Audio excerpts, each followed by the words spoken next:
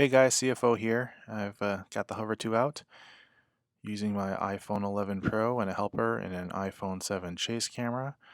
You can see we were able to get off the ground just fine. The green box following me there, and there we go off.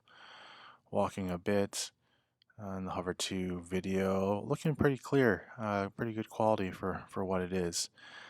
You can see that the app does have a hard time keeping up.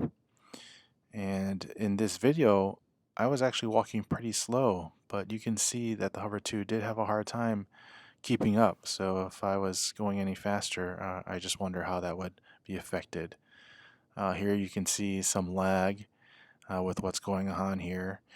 And I go ahead and ask it to land, and it lands just fine. But that's something we're gonna have to figure out. What's the reason for the lag here? As you can still see, it's trying to catch up. In addition, in the upper left-hand corner, you can see that it says unsuitable ambient light and the obstacle avoidance isn't available.